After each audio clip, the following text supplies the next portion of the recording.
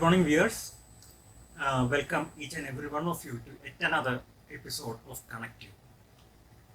Normally, in this series of programs under Connect You, we bring you a series of podcasts.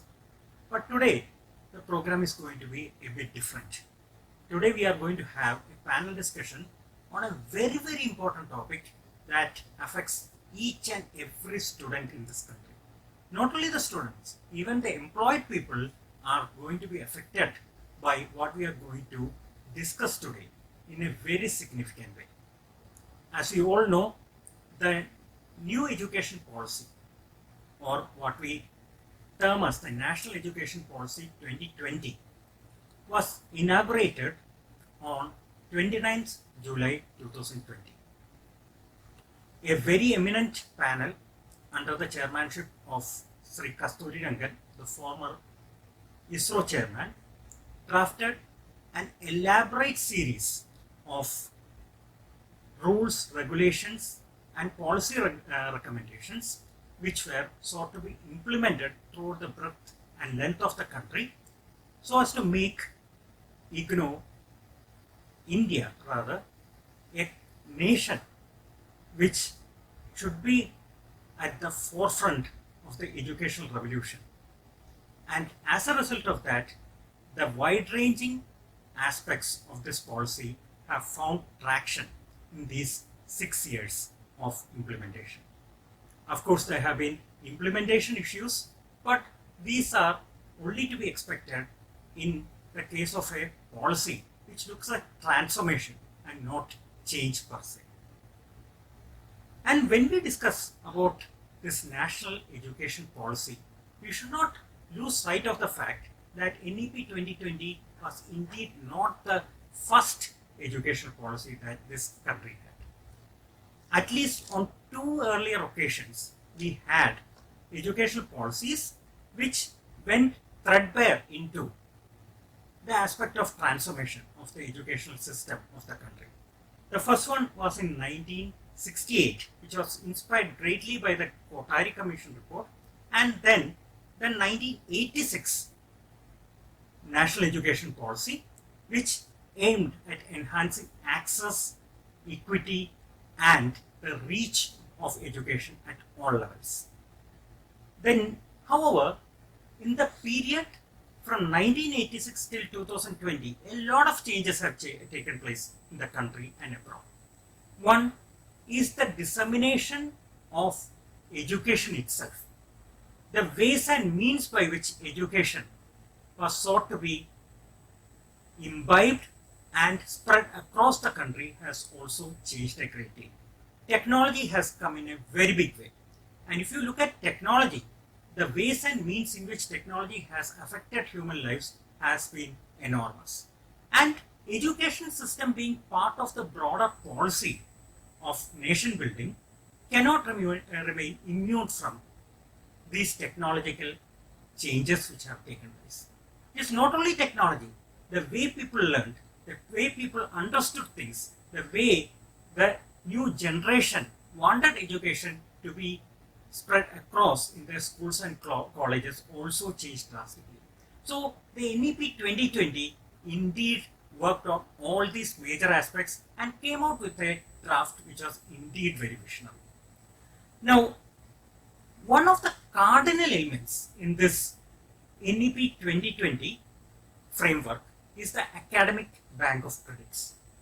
Now, we may all ask what this academic bank of credits is. By this time, a lot of literature has come out on this very significant aspect.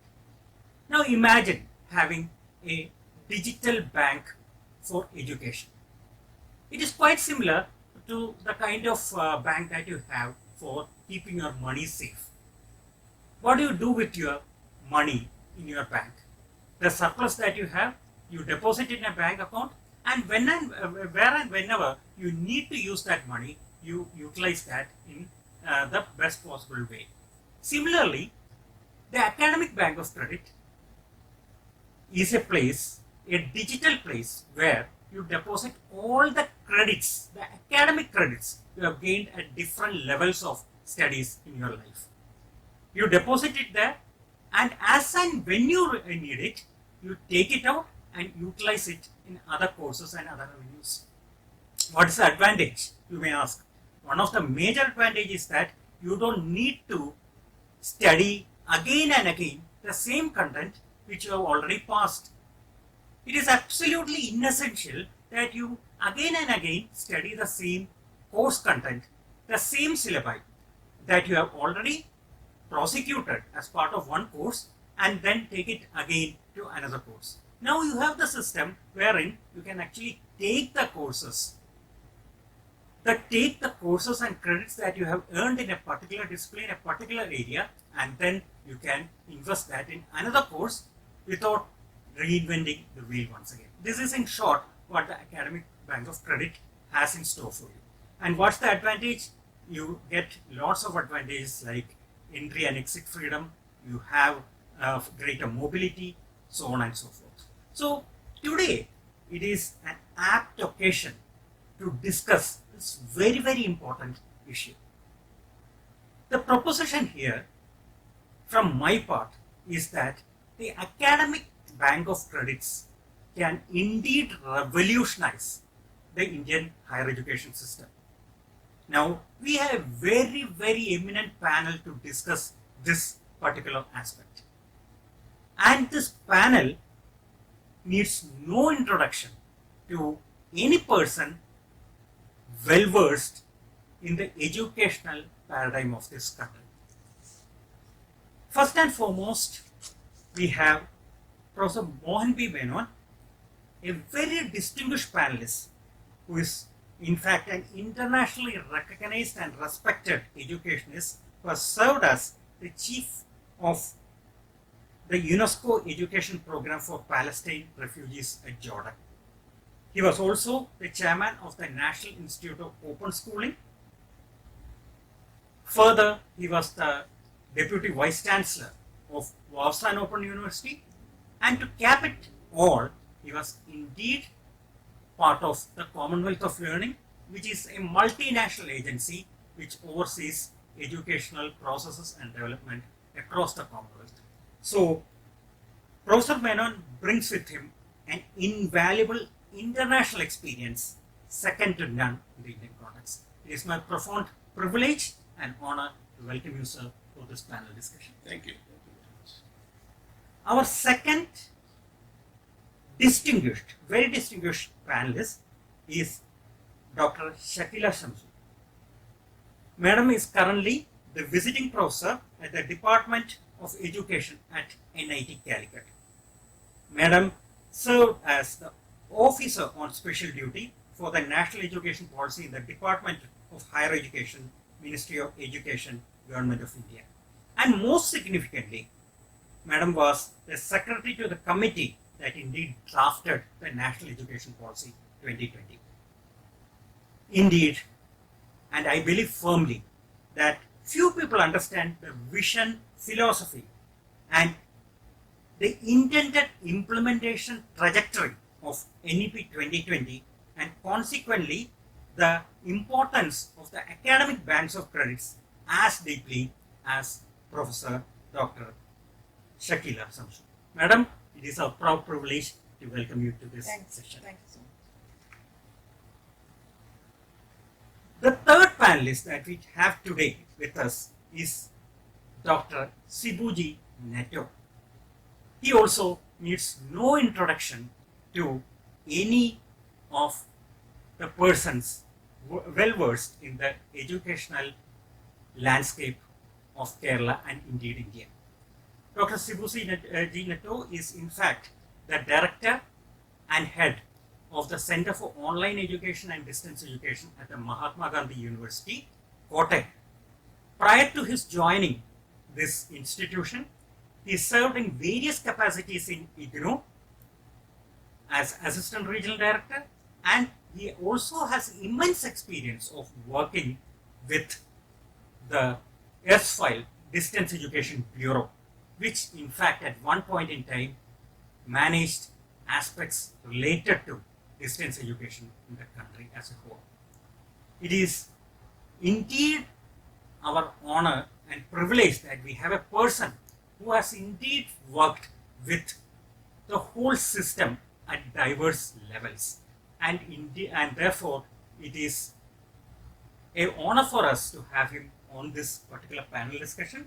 And I'm hopeful that his experience and expertise at various levels will be of great benefit to today's discussion and beyond. Welcome you, sir, to this program. Now that we have gone into the basics of NEP as well as academic bank of credits, it is now our opportunity to hear our experts loud and clear. Their expertise in this field is indeed second to none, and as such, it will be a privilege for each and every one of us to listen to them carefully.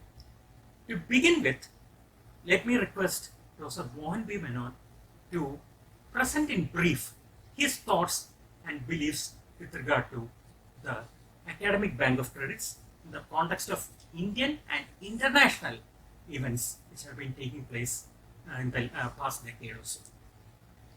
Thank you, Dr. Rajesh, and I'm so happy that I'm invited to this panel discussion. Although I should say that I was neither directly involved in the time of the policy formulation as well as implementation, because I'm a retired person.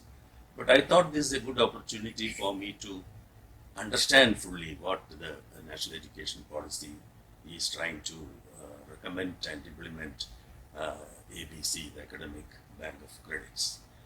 I have no doubt in telling this is one of the most critical and important recommendation of the NEP, because I believe that this actually is like a umbrella, which connects all other innovations, that most of the innovations that has been included in the NEP.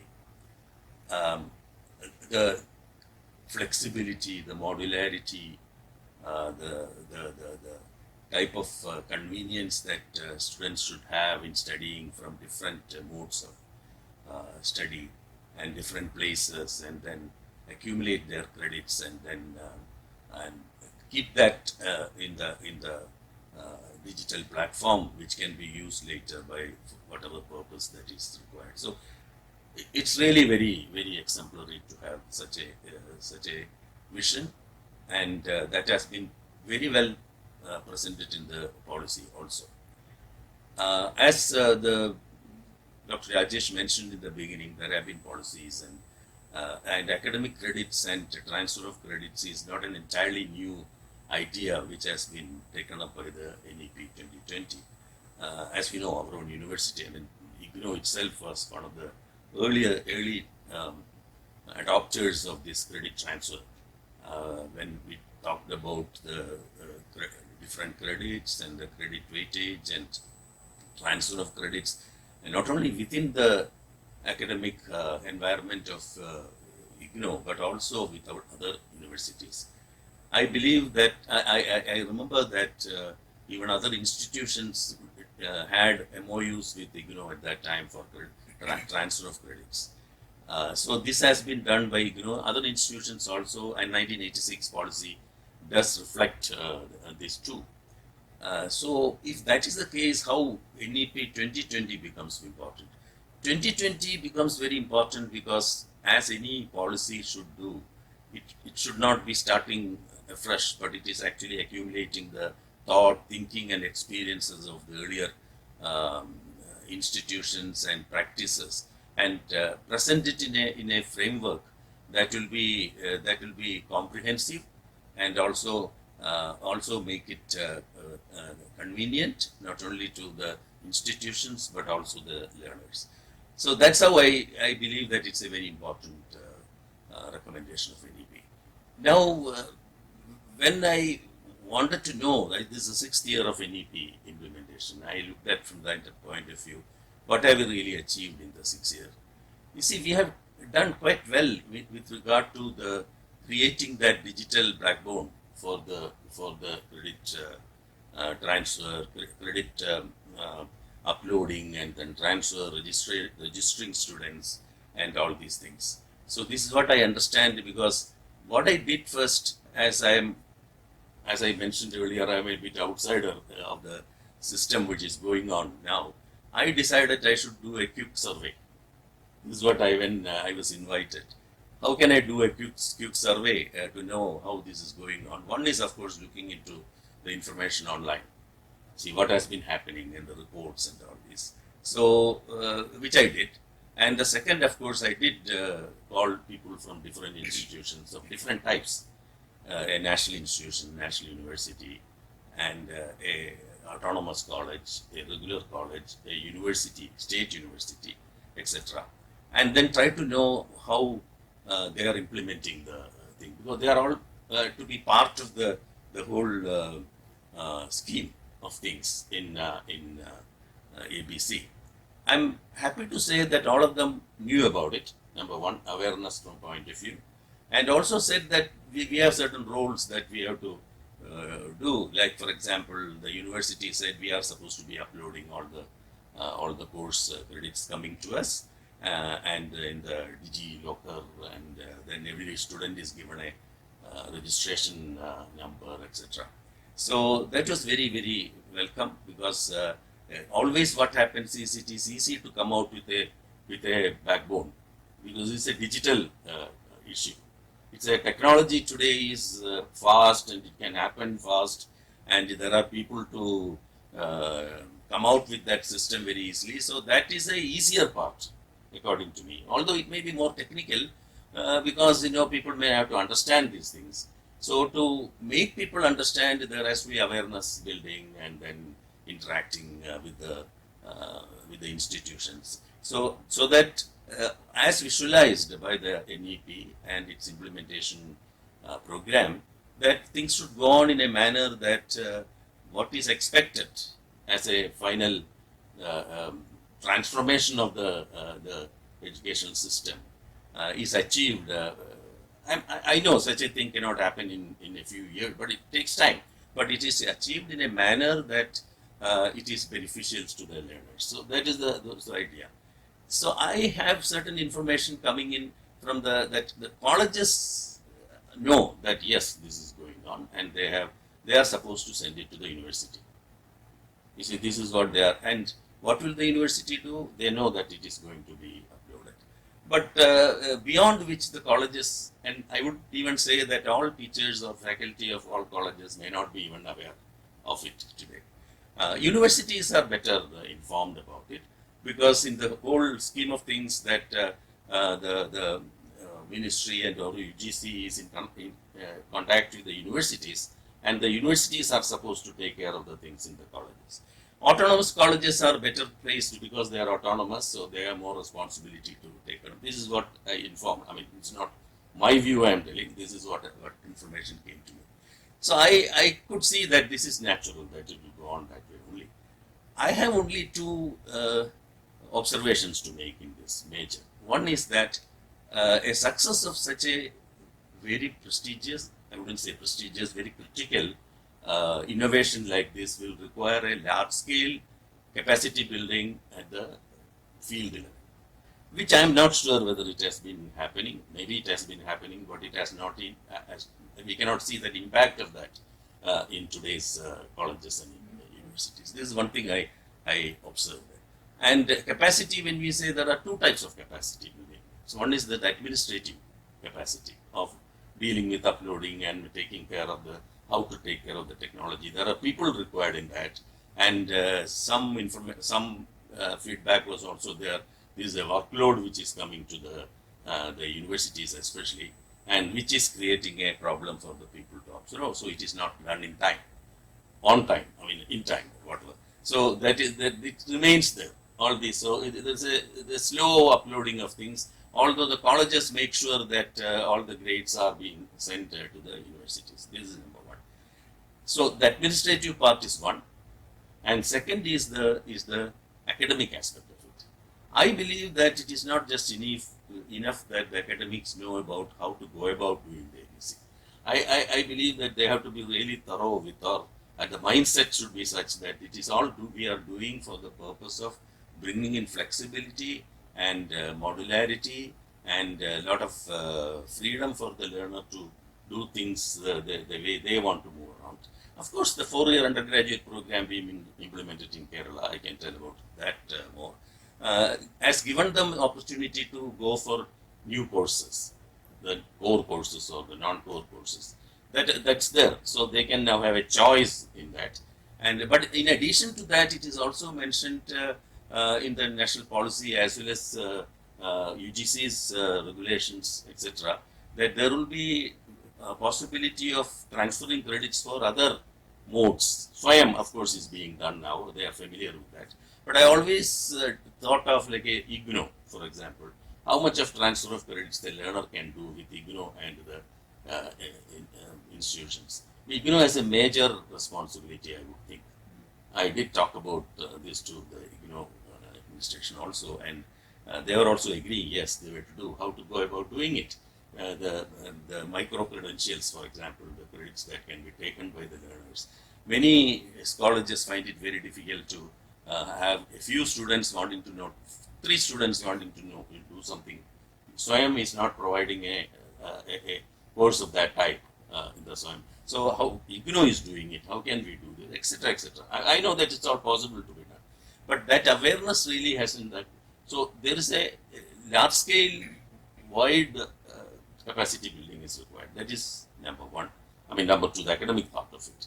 Now, one of the things that I have always been worried about in the national policy implementation is it has been a top-down approach. You see, I always believe, yes, in a country like ours, it is important when you are thinking of a framework for the whole country, it has to be a uniform framework. But uniformity should go only to a certain extent, because we are in a federal constitution, and there are many things which will come from the states also. Where can we really find a balance between the two? Because when it comes to the credit transfer or acquiring credits and transferring credits or the ABC and putting it into the bank, it's important. The curriculum comes as a very important thing. Now, curriculum framework is broadly common. Fine, that's good. I mean, how the 4-year undergraduate or ITER for that matter in the teacher education scenario should be is quite all right. But there are a lot of courses which may be required to be done at the state level also. Now, how we make sure, I mean, it is possible today. I know it is possible. Even a college can have certain flexibility in the courses. University can have, its academic council can suggest. That's fine. But how are we going to think of a quality assurance of all these things? How are we going to have equivalence being built? I'm a little worried about it. Not that it is a difficult, it's impossible to do that, but there are issues and challenges related to that. And that has not been properly addressed. This is one thing I found that in the literature also. So that's another area. So what I feel is that for the successful implementation of ABC and leading to a transformation of the higher education, providing flexibility, modularity, and all these to the and the choices that they have to do, which we thought of. I mean, I remember in the IGNO days, we thought of those things at that time in an IGNO context, but it was a smaller context. This is a national level. Small institutions, one institution can do IGNO, although it's a large university, also is one institution, so it is possible to do with all regional, offices being there.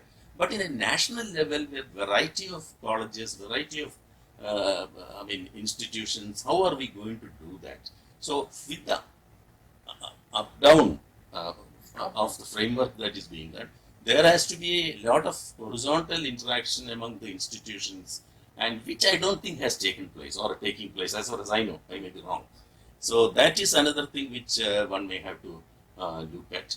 And you see, you mentioned that other countries, for my I was not that I am personally involved in those things, or I will or studying that, but I did look at some of the countries, and like Singapore, Australia, European Union, USA. All these countries have also gone for this. In 2 different ways they have gone for. In certain cases, the network itself provides the degree. I mean, rather the diploma. other cases like what India is doing, that the degree is being given by the university, but it is being uploaded to that. So that's a modality issue. Not just a modality issue, but also Singapore, like a country, which is like a half a state of India, for example. What if they are doing it? Even when they do that, they mention that there have been issues, challenges of equivalence. Because reason why they say that is that they accept not only the institutional accreditation or the credits that is coming from institutions, universities or colleges or whatever, but also private institutions and also prior learning, accrediting prior learning. We have not touched that. I don't know. I mean, maybe we have, but we talk about skill uh, teaching, I mean, skill-based courses, or we go for industries coming in. Now, how are you going to do that? And there may be, I think there is a plan for that probably, but how that is being executed, we have to think of. So it is quite a complex area. So lot of interaction, lot of discussions among the institutions, and also reviews being done by the UGC or basically UGC has to be done with the state governments and higher education councils and all these, so that we come out with a workable, effective. There's no perfection, of course. It is always an evolving thing, but that can be achieved. Thank you. I think I don't know whether I took more time. No, sir, your points are more than welcome. They in fact cover a lot of areas which actually need to be discussed, and in today's context, those are very important.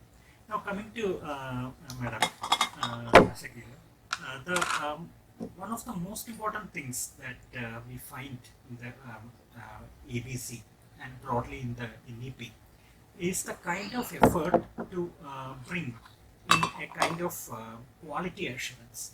And this is one of the areas that we have been working on for a long time. And being very much a part of the committee that framed the NEP, I think you are in the best position to tell us the philosophy behind the formation of this kind of a concept and how it is planned to be implemented across the country. So over to you, ma'am, for those insights. Thank you, Dr. Rajesh, for having organized this on the 6th anniversary of the National Education Policy. It's more of a very emotional moment because we've been part of that making of that baby to start walking and hoping that, it sort of walks with steady steps as it goes along. And the topic that you have chosen is extremely pertinent because many a times the discussions on NEP are at a very macro level and not really looking at these instrumentalities that have been weaved into the policy itself. So I'll try to sort of give you the philosophy which I think is most apt given the position that I had in the making of it, and maybe then come down to some things that Professor Mohanji has mentioned and also concerns that relate to the implementation of the ABC. So as we all know, and you mentioned yourself in the beginning, that this has been a very much organic evolution in the policy making that has happened over time, and taking into the major changes that had happened not only in the kind of disruption that came in through the technology, but also in the way we perceive the nature of knowledge and learning as becoming very multidimensional. That has forced us to sort of move away from sort of paradigm shifts moving away from silo-based degrees to multidisciplinarity, identifying that it is important to have knowledge, skills, research, innovation, all of them going hand in hand together. The recognizing that every student is unique and we need to provide them different pathways because they all need not sort of pursue a similar line of trajectory in their growth.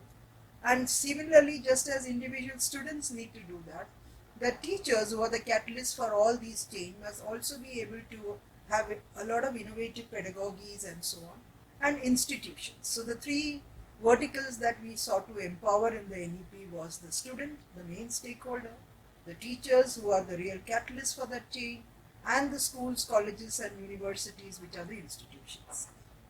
Now trying to do that at a scale that India is the question. Even when we were making the policy, there was a lot of discussion on trying to study the Finland model, and I think many states have tried to do that. But Finland, like forget any European country, it's it's a very small country. The scale we are talking of in the case of India, not only just the scale, the diversity.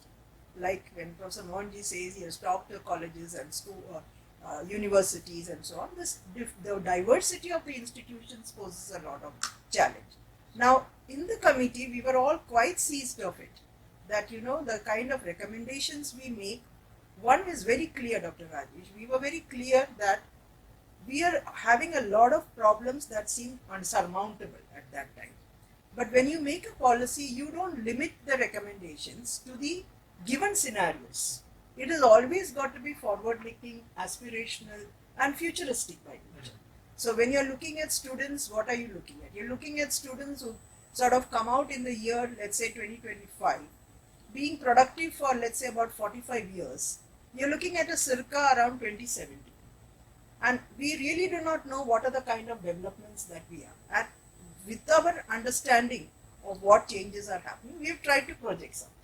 Now, the main fundamental backbones that NEP talks about is this kind of individualization and customization.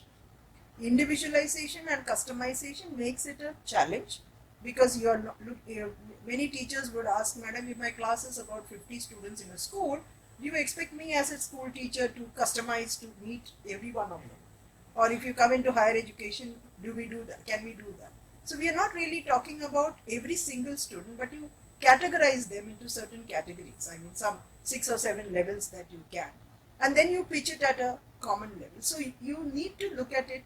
That is how the entire thing came about, of removing the so-called barriers between curricular, co-curricular, extracurricular, which is where what Mohanji talks about. You're talking about, skills that need to be recognized, various activities that a student does, that it should be given the kind of credit weightages that it should have.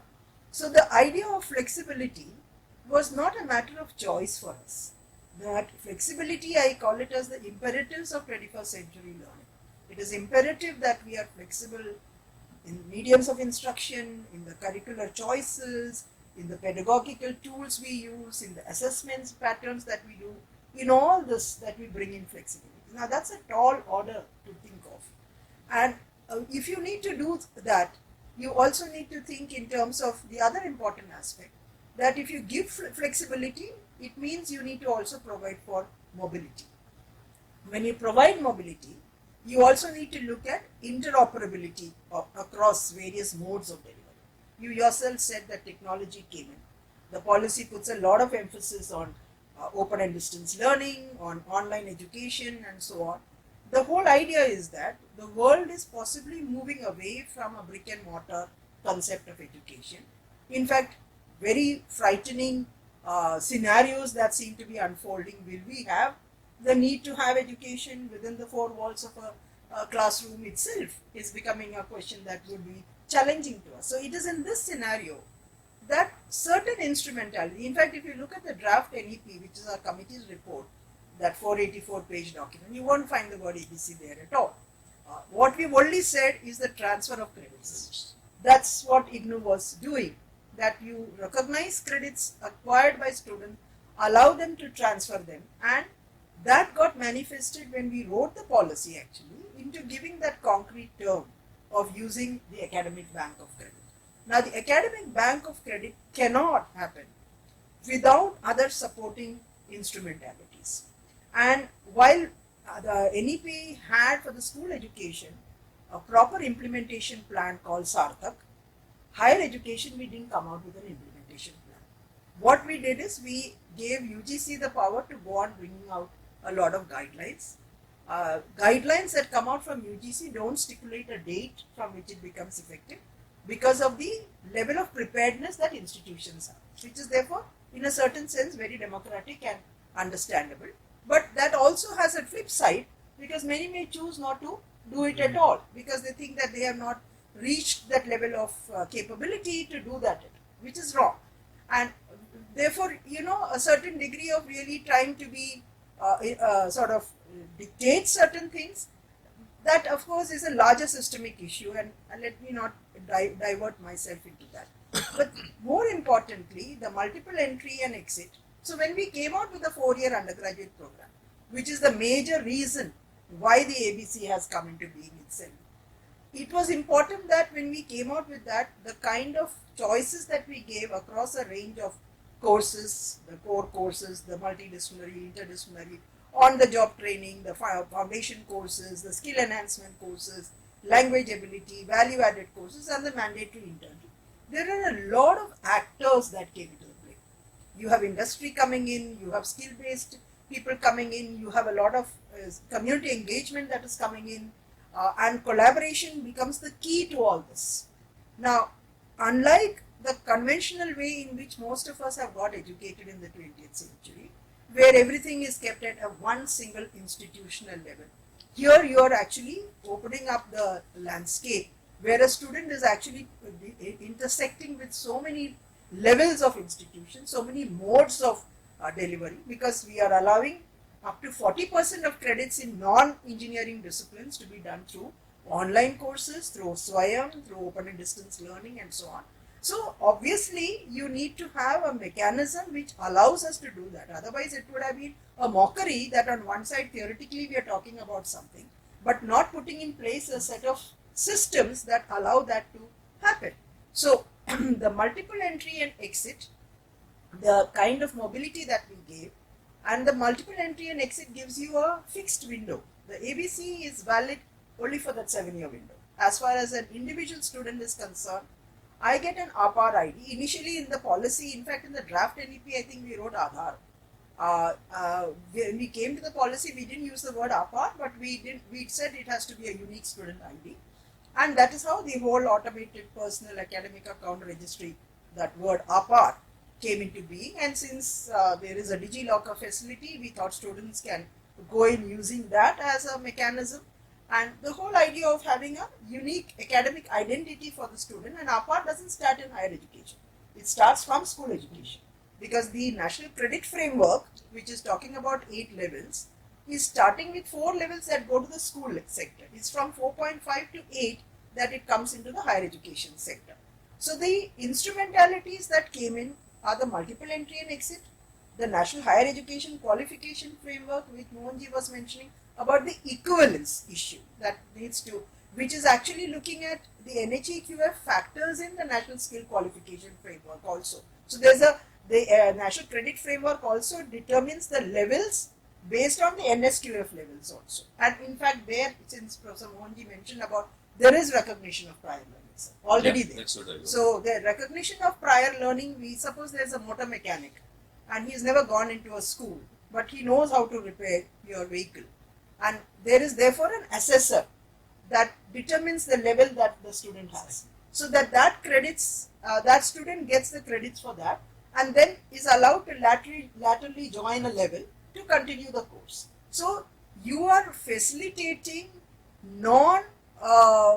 people coming in without certain minimum eligibility also, based on the recognition of their prior learning. That flexibility also comes in. Now, these instrumental, we're coming back to my point, the ABC is for 7 years, because this credit bank that the student is using, where when I'm pursuing an undergraduate program or any program for that matter, the credits that I earn, if I'm exiting and choosing to go into another institution, I'm using that, like you said about the money, similarity. I'm retrieving it from there and going into another institution and carrying on my studies based on what I have already done. Now, since we allowed that multiple entry and exit, you needed to put you cannot keep it infinite. So you have to have a finite period. And that finite period is that 7-year window that has been stipulated. And within that 7 years, the student completing it, maybe the same institution or maybe another institution, or came from an open university, wanted to go into face-to-face, all that needs to be facilitated for the student to allow that interoperability in the modes of learning. If it is recognition of prior learning, that kind of an interoperability.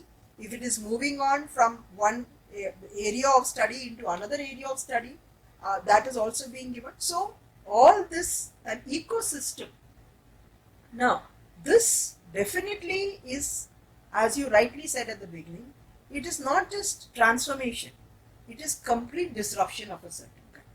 And therefore, even if you're looking at it from 6 years, it seems to be a very small space given the size that we have. All India survey data that came out about a week back, the latest one, says we are about 1250 universities. I think it's much more than that because it's voluntary data.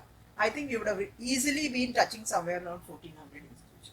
Affiliated colleges, they say around 53,000 or so. That also may be around crossing 55,000, and standalone institutions also. Our GER, of course, is now being said as 30.1. So the scale that we are talking of, Dr. Rajesh and Mohanji and Neto, is very large. And now if you see the ABC dashboard, it only talks about some 3,000 institutions which have onboarded, some 33 crore students who have got the UPR ID. So the dashboard is a live updated one. It's maintained by the Ministry of Electronics. It is under the e-governance portal of the smart governance idea of national level, keeping up with the whole idea of digital India and ensuring a safe, integrity-based portal. That is important. It's not just having the digital public infrastructure backbone. It is equally important that I know it's safe over there, that my credits don't go on to somebody else, Shakila's is not Rajesh's, and so on, which can create a lot of confusion. So that part of it, I think we have acquired. I mean, that we have acquired, though it may be still in a very infancy stage. I still feel that it has been done. The question is what Professor Mohanji had just mentioned, that the capacity building needs to be done so that functionaries understand first this larger ecosystem, what I just mentioned. They don't understand why this has come about, why there is a need to do this.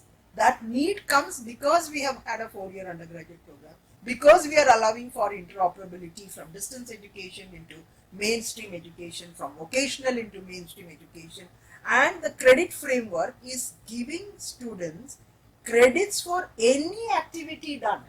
Any activity done. I have participated in an Olympiad, I get a certificate, I am entitled to certain credits. I am a good guitarist, I have got some sort of certification from maybe a music teacher, that entitles me to get credits. So the faculty, the academic part, which Mohanji was saying, that person should know that the student is entitled to get the credits for this. And ultimately, the credit is being uploaded not by me, it is being uploaded by the institution. If the teacher there says, no, Olympiad, you went and participated, it is nothing to do with us. If that teacher doesn't know it, then that's a disadvantage as far as the student is concerned. So the ABC, in a certain sense, within that 7-year window, gives you the maneuverability and the navigation, allowing the students to navigate across multiple activities that contributes to his or her holistic development. But the National Academic Depository, that is the NAD, which stores the certificates, that is the one which is allowing for retrieving certificates and preventing the fake certificates. So the NAD and the ABC always needs to be discussed in conjunction. Okay, it has to be discussed. NAD came much earlier. NAD came because of fake certificates. People, and I recently read a very disturbing one that in Bangalore, about nearly 150 odd faculty were found to have given fake PhD degrees. I mean, they took the job giving a fake certificate. So the NAD was visualized as a depository where no such kind of manipulation could take place, maintaining the academic integrity of certificates and avoiding that kind of all sorts of fabrication that seems to have been happening. But the 7-year window, you have the ABC becoming very, very powerful as an instrumentality. So it is this scenario which very rightly, I may not really say it's a top-down because we've accepted UGC and AICT as being the regulators, and if time permits and Dr. Rajesh feels it appropriate, the whole issues of quality assurance and accreditation, I can take it up at the subsequent thing because I wanted the fundamentals to be understood, because there is a lot of reform that we have recommended even for accreditation, even in terms of the quality assurance. And the fundamental point relating to quality assurance is that quality assurance is the only base on which we can actually say we achieve that goal of quality. And accountability, because accountability of institutions, accountability of faculty, accountability of students, accountability even of parents becomes very important in a exercise like education, which is a socializing process. So the quality assurance mechanisms, where you found that not using technology for a fair and transparent disclosure, doing it with physical inspections, which as best avoided is better. These are things that we sort of weaved into that. I'll elaborate on that at a later stage if you permit. And at this stage, I think it is important for us to understand the magnitude of impact that ABC will bring about, where the linkage from school to higher education with an APAR ID, with a national credit framework, with an NHEQF, all allowing for an ecosystem that has to embrace flexibility, has to embrace the need for multiple pathways, has to accept that interoperability and online learning face to face need to be going hand in hand in a complementary manner. It also needs to accept that knowledge, skills, research, innovation, and absolutely rudimentary level capabilities that children have must all carry weightage as far as the student's growth is concerned. And that, I think, the national education policy has tried to bring about. That gives us a very large spectrum in which a lot of discussion can take place. In fact, the bird's eye view that you have given, ma'am, will definitely be very, very useful for the further discussions that we'll be having. So, thank you for that very elaborate kind of perspective that you have given us from the point of view of a person who has been actually involved in the framing of that policy. Thank you. Now, coming to Dr. Sibuji Netto, you have been involved very closely with the aspect of implementing the NEP at the ground level. First, when you were at TICNU, in various capacities, and now as the director and professor of the Directorate of Distance Education in one of the foremost universities in Kerala, that is the Mahatma Gandhi University. Having a good policy is one thing, but implementing it at the ground level is another. What is your perspective regarding the academic bank of credits in a broader way and in a minor way with relation to your institution? First of all, thank you to Rajesh sir, especially congratulating him for organizing such a program. And I'm privileged to be with two eminent personalities in the field, especially with regard to NEP and distance education. And as far as the question is concerned, right now I am in the field where we are implementing it. And once we see the change that has happened, the reflection is on whether the change was implemented for bringing distance, regular and online education into one single platform. That is one bigger question, because earlier we had a system that worked based on the institution. The degrees were all awarded by the institution. There were no choice for the student. Now the thing has shifted from the institution to the hands of the learner.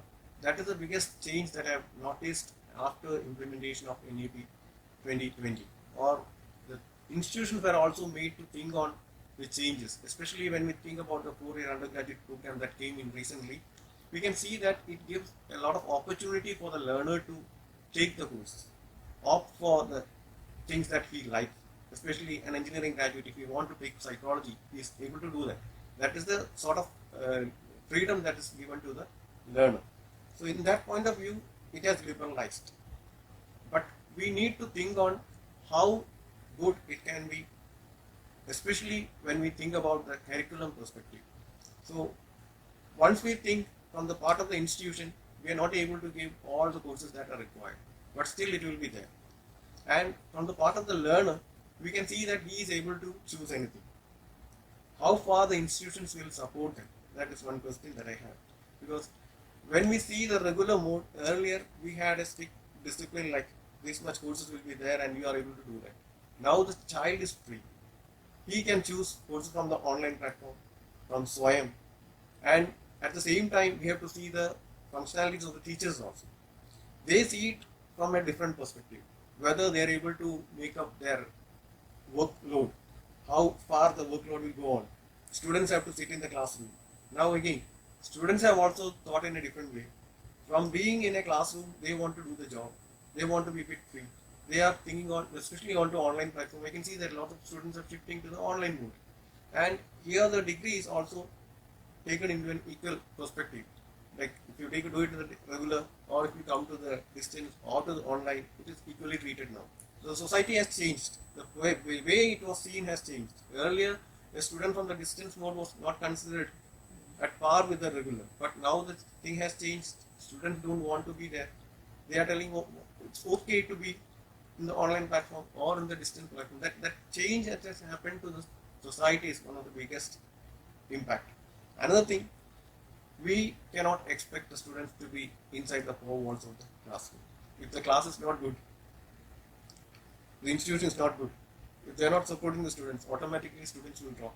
And they have an opportunity to take any course from any institution. So if somebody wants to take a course from IIT Mumbai, if they are offering it online, the course can be taken and the credit can be transferred. So those type of opportunities are there, and the institutions have to be on their in order to go forward. Otherwise, definitely it's going to be a threat to all the institutions that are having good capacity and thinking that we can do well. So that type of competition has come to the institution, and from the side of the student, we can think he is a bit more liberal. But up to what extent this credit transfer policies and things will happen, that has to be thought. Because sir was mentioning about the equivalence. So these things will come. Whether the content is important or the credit structure is important or the credit is important. When you think of equivalence, the program, the course offered by different institutions are not the same. So up to what extent you can do that? See, UGC has thought about the graduate attribute. They have thought about the program curricular objectives, CO, PO, mapping is there. So once you map the CO to the POs or then to the graduate attribute, automatically we see that the mapping is there. So that is one of the prime responsibility now they have to take up, because curriculum cannot be fixed like what was done earlier. We have to think about the CO, the PO, then about the graduate attributes, the linkage of that before we implement it. And same thing will apply onto their evaluation also. So we cannot go like preparing a question paper and giving it. So we need to map it, and we have to find out what are the outcomes that the student have reached. That OBE, outcome-based education philosophy itself mentions those things. So these are some of the things that have come into the picture recently while implementing. It is not that easy as it is. Once you see the curriculum also, it cannot be made as easy in paper, because they have to depend on, the institutions have to depend on some ERP, because they need some planning. They have to have the credits mapped there. Then only this is possible to be transferred to the NAD. So the institution have the credits there, they are transferring it to NAD, and the students get their things, and that is kept in the DigiLocker. And especially in the field of AI and that blockchain and all, security features are okay. We can say that security is there, that whatever credit you are acquiring, it can be kept in the DigiLocker, it is safe, and without the knowledge of the student, it cannot be passed. So these things are on one side going on regarding the credits they have acquired and the security in which they are kept, and what and how it can be redeemed. And we always talk about the prior learning experiences that the student has gained, and how much or what prior learning can be taken for a particular course. These are all things to be thought about in future, because students may be coming up with these credits from different institutions, from different perspectives, and then when they come to the university and ask for the degree certificate, the university has to think 40% is allowed. So what is that 40%? Whether I can give a certificate on that. These things are on the implementation side. We need to think about all this. The freedom is given, but up to what extent? And if policies are not there on the higher education end, then that will be creating problems. So one more thing that I want to mention is that we have seen 7 years is there for the credit. That transfer period, window period is there. But once you see the distance mode, now the program, especially the degree program, is 4 years. and the maximum period is 8 years. So what will happen? The mismatch is there of 1 year. So a student that after exiting, coming back, and he's asking for the credit, then after 7 years the credit is not there. What is the policy on that? Whether we have some mechanism of redeeming those credits with some fee or something like, nothing is there. Nothing is mentioned. That is one of the threat. Another important thing that we can see is that earlier it was like separate disciplines were there. Now it has changed to some sort of multidisciplinary thing. Then it automatically will go for the interdisciplinary effects, because when they go for the higher education with multiple perspectives, they can go for the interdisciplinary aspect of learning. And finally, in research and all, we can see that it can lead to transdisciplinary approaches, because students can lead to new innovations, new ideas, and they can come up with different subjects and different experiences. So this will contribute more. At this 6 years, we cannot say all these things. After 10 or 15 years, definitely it will reflect more onto our system, and the system has to emerge. At this point of view, we can see that that Madam was mentioning, the baby has started to walk. That is very clear. That is being reflected in many aspects, because when students come to us for admissions and all, we can see that their intents are totally different. It is not like an early child who don't know anything, he's just coming and joining. But now children are very aware of it. They want to join, whether what courses are there, how can I go, what are the exit paths, or what pathways I can take, whether I can go for the 2 minor or 1 major. All these things are asked by the students. So in that way, I'm sure this is going to make a drastic change in the scenario. Like what has happened earlier will not remain that. Things are going to evolve, things are going to change, and I'm sure this NEP 2020 will bring a lot of effects that would be reflected onto the international scenario. Because when we think of these things, we want to make our people capable of dealing with the international standards. In that way, that is good. And I hope in future we can make our students retain here. Because what we are seeing right now is they are going beyond or abroad in order to search for the better education. But once education is equivalent to that of the international standards, then automatically students will be retained. And we have to gear up for that. So this is the point of view that I want to share, as Sir was asking me, what is the implementation. These implementation challenges are there, and a lot of things have to be discussed and thought of for making it more clear. Thank you, sir, for giving that very elaborate description of some of the implementation challenges arisen in this within these 6 years of operation of NE. Now, what I could make out was that there has been a lot of progress in this regard as to how NEP is being implemented at the ground level. But as is to be expected, definitely there are implementation challenges about which we will discuss in greater detail during the course of our discussion. So coming back to you, Mohan Menon-sir, one of the challenges or rather issues that we often see being highlighted when we have discussions on this NEP implementation is the federal structure of the country. Now, given the constitution, given the 42nd Amendment of the Indian Constitution, it is clearly mentioned that education comes under the concurrent list. Now, if it is under the concurrent list, then both the center and the state have powers to legislate upon it, to act upon in the field of education. As far as the implementation of the ABC is concerned, so do you feel this federal structure of the Indian Constitution and the placement of education in the concurrent list has had its impact on the implementation of ABC across the country? See, looking at the way that things have been going on, and I should first say that education is not a non-political thing. It's a very much political sector. I mean, you cannot think of education without the other as any social scientist would agree to that. So considering that, it is important to look at that amendment you are talking about and the concurrent list that education is placed. What goes, surely that the union government has a role to play, and quality is always seen as the aspect for that, the main thing to be the responsibility. Any sort of a legal matter comes, when it comes to quality, it is the union government's decision always prevail. Considering that it is ABC, the way that was presented by Dr. Shakila, and I fully endorse that. In fact, I had no disagreement on the way the ABC backbone and the infrastructure and all these technical infrastructure I'm talking about. That's what I was mentioning in the beginning also. But my difficulty is that states also have a major role to play in the implementation. It is not just the ABC platform being there, and all these things can be done there. Finally, it will happen to many other issues, the curriculum related issues, as Dr. Neto was talking about, and also talking about the learner with, that Gen Z, we know Gen Z, how Gen Zs are. I mean, it's very clear now than last week. So I think we should mention they don't tolerate many of these things. It's important that all these are pretty clear to them, from the university point of view, college point of view. They'll go and ask the college, what am I going to get from all this?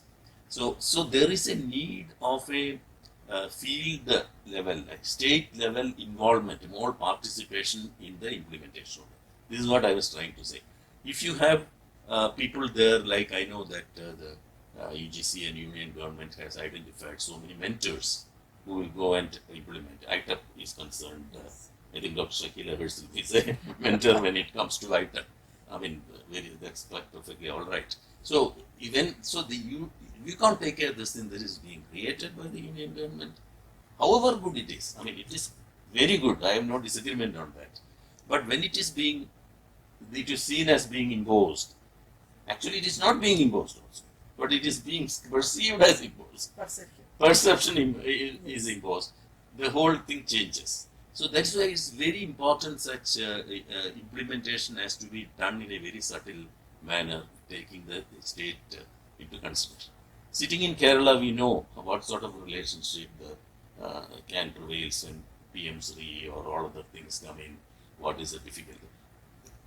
We are not worried about the political disagreements. It's okay, let it go on. That's how the democracy works. But when it comes to education, it really interferes with that unless we are very careful about that. From that point of view, people will look at things here in a purely educational, I will not say, but even if I have the education as my focus also, other things will creep into that view when it is being. So that's why it's very important to think of how that can be broken or that problem can be solved is by having more participation of the institutions, participation of the state government. I don't know when we actually met the CABE, as in this, it is all dead and gone. Although there was said that we'll revive that, it never happened. There's no forum in which the state otherwise state education ministers will sit there. I mean, I'm sure Dr. Shakila will remember.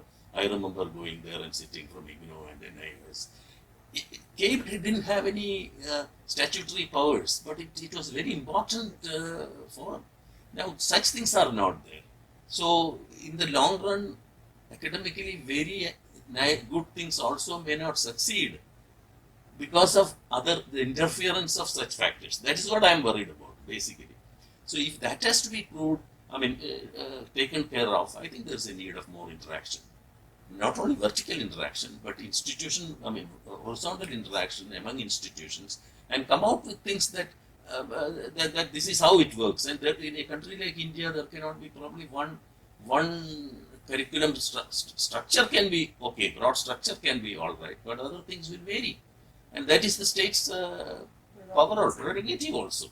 That has to be considered. That's one thing as to your question.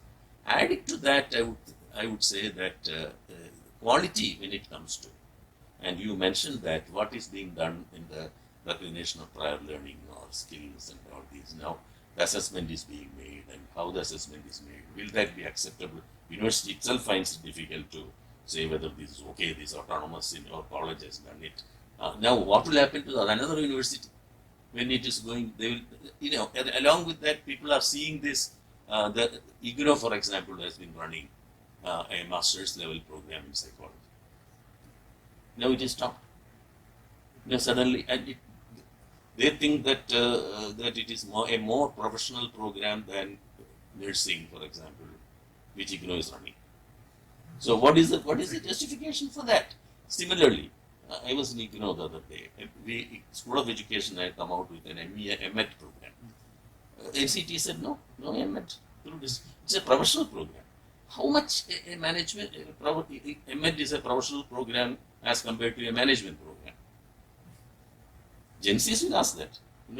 My asking may not have any difficulty in that. So I think there has to be some very definite understanding of all these things and acceptance. So even when we say there could be mode-to-mode transfer of credits, is it really happening in all places in that manner? Maybe you are doing it and we are trying to do that. When it comes to distance mode, still institutions say no, distance mode still you have the capacity to do that. Now, so it is not just a question of the platform being there, which is very good. Again, I am telling that. So, but we have to change our mindsets. Now, if mindsets have to be changed, then I think it is a different thing to look at. See, that is only my concern about that. Yes, perfection cannot happen. It will evolve over a period of time. I fully agree that everything cannot be done immediately, and now it is completely that will never happen in education. For that matter, any social science application, it will never happen in that manner. But certain things have to be sorted out. Now, Higher Education Council, what is a new? I'm not able to tell Viksit that. Bharat Shiksha Yeah, Adhisthana. I never learned that. I think. Anyway, VBSA. VBSA. VBSA. VBSA. Ah, VBSA. Viksit Bharat Shiksha VBSA now will go to the next parliament session. Yeah, it won't take place. It won't take place now. No. Okay. Now, still NCT. I met the NCT chairperson in Delhi recently. He said that comes. When MED issue, I talked to him why NCT is. He said no, that will be taken. He himself is with the part-time MED from Delhi University. He told me that. So that's why I can openly say no problem on that. And I know him quite well. So that is the situation. I mean, so they are all now. UGC itself will not be there. It will be under maybe there, but in a different way. Form. So many of those things have to be said. People are here now. I'm giving another example, which is also connected with ABC, is the ITER implementation. Now we don't know. Colleges got school. The Kerala government, MG University says that we have no order for implementing IBPS. 27. You got it. But for the colleges to implement, there is no order from the Kerala government so that it can be. Now there are several such issues which are coming in the way, which affects. I think it is important to deal with that, which all together may not be possible, but then it is important. Otherwise, people will be in a mess. What are they going to do? That's all. Thank you. Thank you, sir. Taking a cue from what Professor Menon was just mentioning, there are multiplicity of institutions in India dealing with the same subject matter. Sir was giving the example of psychology program of India. On the one hand, you have Rehabilitation Council of India. On the other hand, you have DEB. On the other hand, you also have the UGC. Now, given that there are so many agencies looking into the same subject matter, a kind of conflict of perception is quite natural. And this, I feel, in some way or the other, is affecting the implementation of the ABC also. And in the long run, such difficulties are going to multiply in the sense that there will be other institutions also from the state level which may raise objections on the transfer of credit. And this has been happening in Kerala on multiple occasions. So, from the perspective of someone who has actually worked towards drafting this policy, how do you visualize overcoming this kind of a scenario?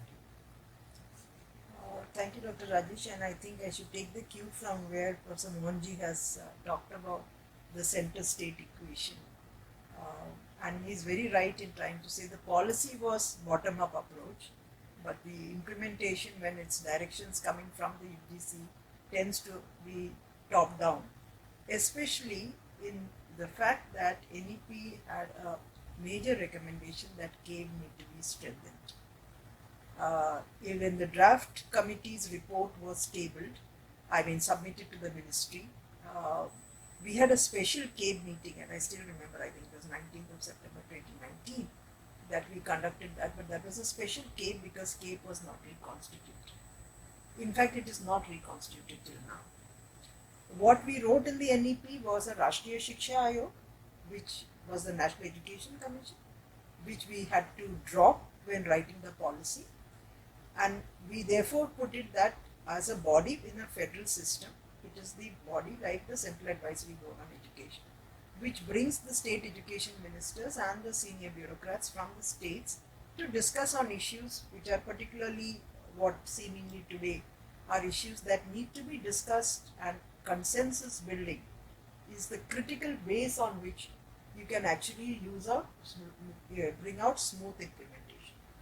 Without doing consensus building and having dialogue and in-depth discussions with the stakeholders, particularly the states, it's very difficult to bring out such national level overarching reforms. Now that I think has been missed out as one of the clear things that they should have done for rejuvenating and re-strengthening CABE and bringing it back to play a very, very critical role, because all your RT Act, everything that came out was the outcome of CABE discussions, including our National Mission on Teachers and Teaching had a CABE committee. Our 86 policy itself was a CABE committee outcome itself. Right. That was the strength of CABE as a body that was there. And that we have said definitely in the policy, but it is one of the unimplemented recommendations, but other things. The second recommendation that we had said was that Higher Education Commission of India, the HECI bill.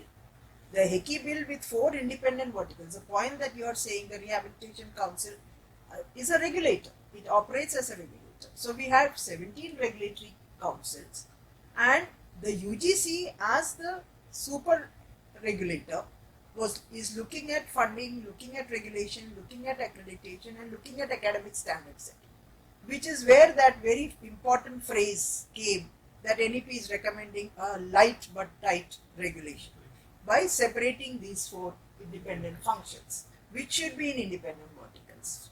And the so-called BBSA bill, which now will not get tabled in all probability in the monsoon session, was precisely, but let me clarify here very clearly, as all of us in the committee members who still converse with each other, the BBSA bill has not done justice to what was mentioned in the NEP about the HECI bill. It has definitely not maintained the spirit of independent verticals for regulation, standard setting, accreditation, and they didn't think of funding at all. It is not there as a vertical.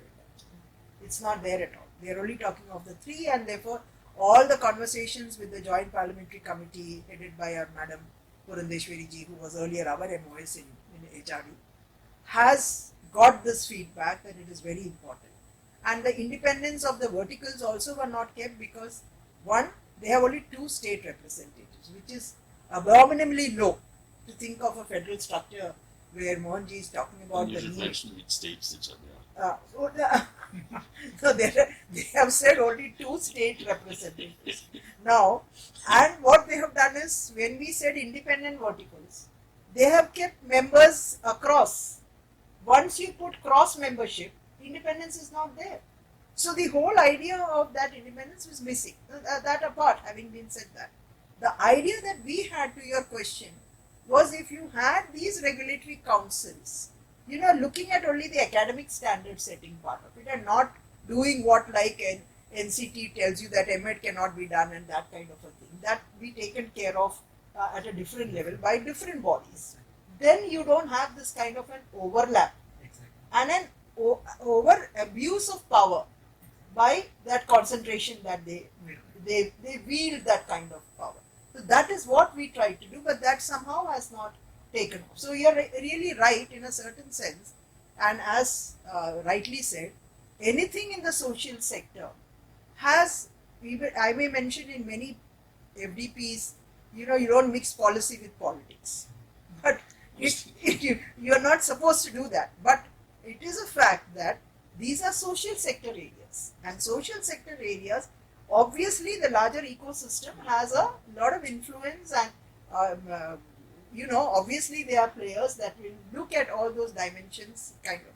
And the only way you do it is by changing the perception to make them feel comfortable that this is in the larger interest of the student fraternity, not in the interest of having a brownie point by the central government or the state government and so on. Can we rise to that level? Can we rise to think that by bringing about all these reforms, 20 years from now, our students will look back and tell us, I am a beneficiary of that. We are all here as beneficiaries of earlier policies, right? So the 2020 policy will actually be evaluated by the student who goes out of that system saying that yes, I got empowered by becoming multidisciplinary, I have got multiple competencies and skill set, which is all needed in a global scenario, which is looking at the graduate attributes of effective communication, independent thinking, problem solving skills and so on, and I'm not an outcome of a rote-based learning system. Will we do that? And to make that, you need to have good quality assurance, your point that you were mentioning.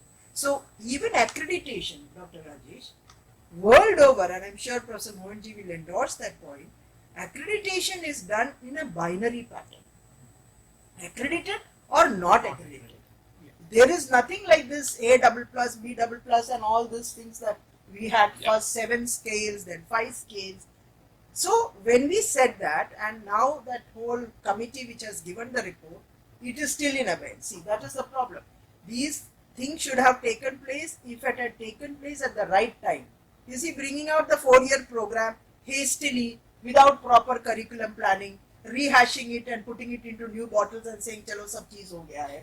That is not the way. It was, the whole point is, there the lack of a proper implementation plan like Sarthak for the school education, where we should have said this comes in first, this has to happen next, this has to happen next. A flow in which the recommendation should have been implemented would have prevented this kind of confusion, lack of awareness, and most importantly, like he said, both the lateral and the vertical capacity building.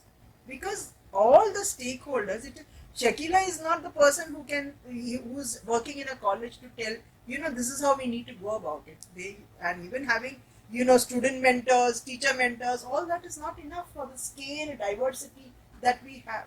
And in the absence of an actual systematic body that could have allowed that conversations to happen in a healthy dialogue, considering how do you, the point that he was saying, a mismatch between the maximum period of duration of 8 years to 7 years is an issue that needs to be tackled. Now, if the student is doing it in distance education, fair enough, the student has that 8-year period.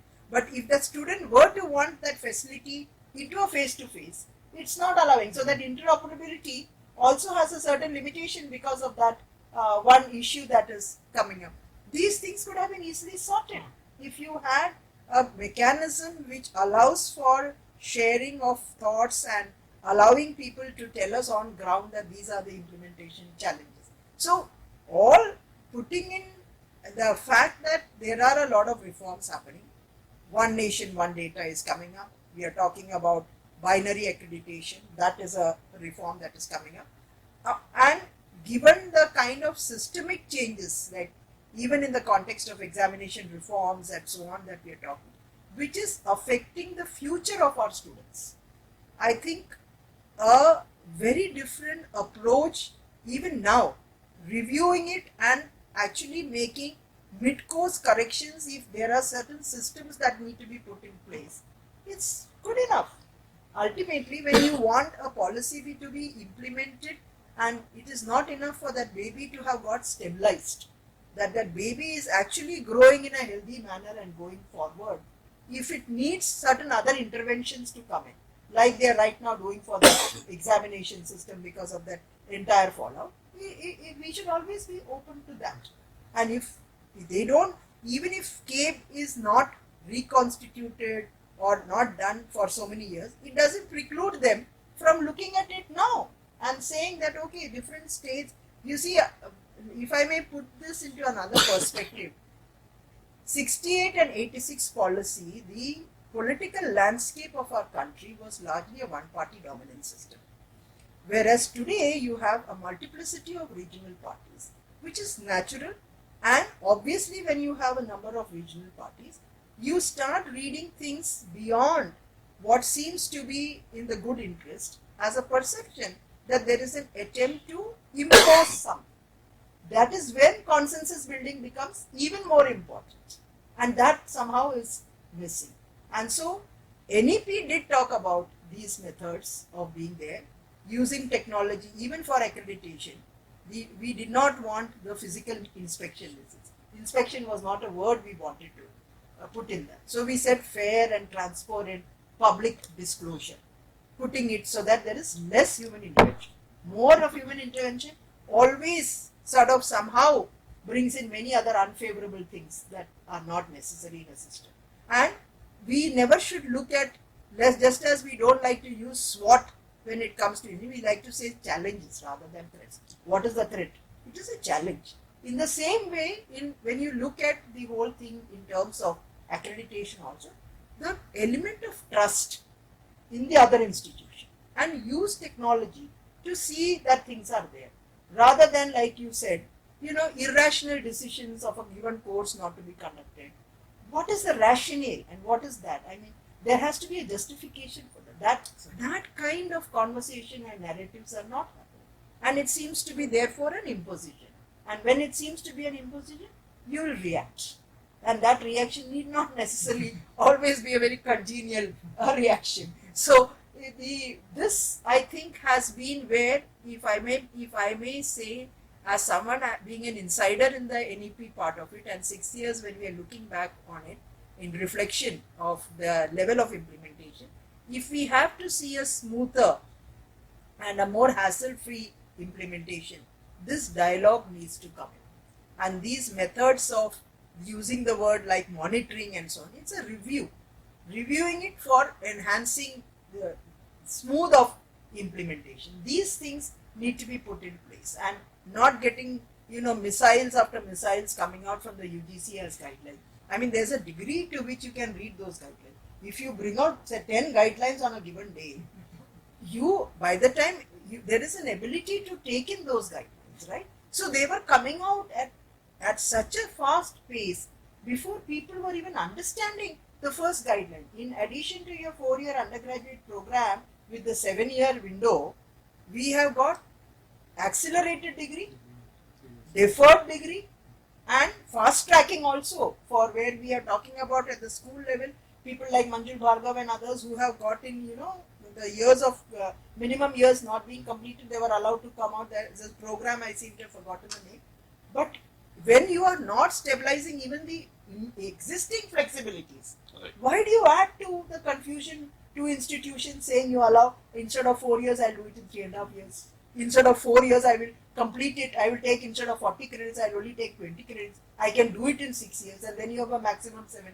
So instead of actually allowing institutions to stabilize into the new scenarios, you bring out too many things at too fast a pace. That also tends to become counterproductive. And therefore, I would feel that in hindsight, and sitting here as part of the 6th anniversary of the NEP and apprehensions that we have, if we want our entire educational system, which requires effective coordination across different multiple levels, we need to really bring in a kind of intermediary that allows for better dialogue from all the participating stakeholders. Very elaborate but very pertinent points which needed to be discussed.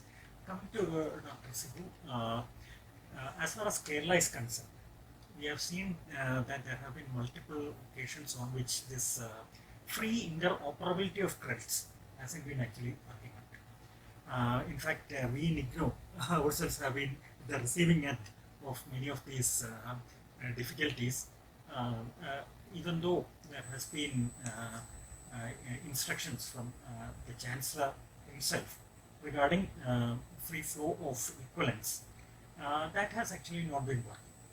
And if that is the scenario with regard to a national open university, how do we actually see this ABC going around and becoming a proper structural pattern in the state when more and more complex institutions come into existence. Now you have a whole range of private institutions of various hues also coming in. So, in the state of Kerala, what are the typical challenges that you foresee in the proper implementation of this NEP? Okay.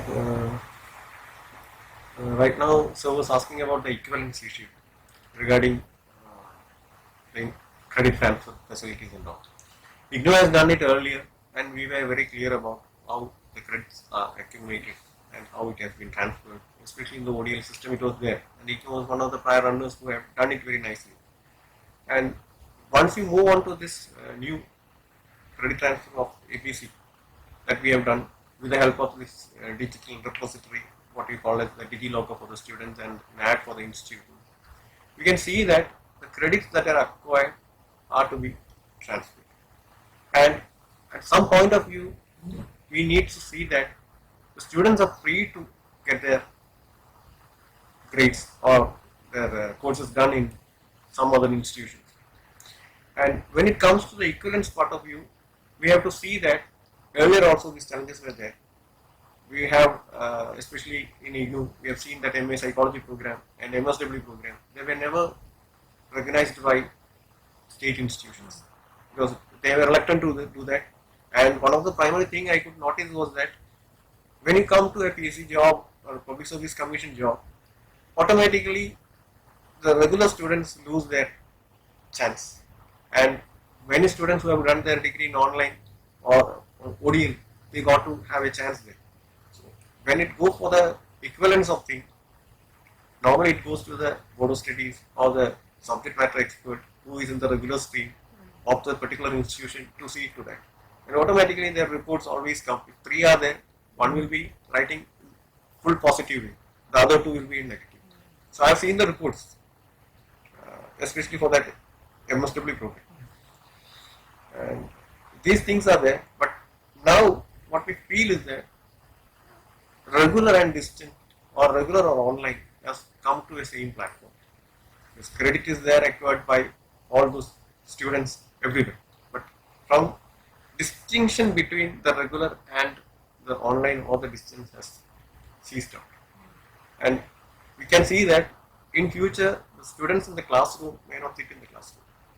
And we have to think of a time when this will automatically phase out to some part-time, like in 5 days we come to the college only for 2 days.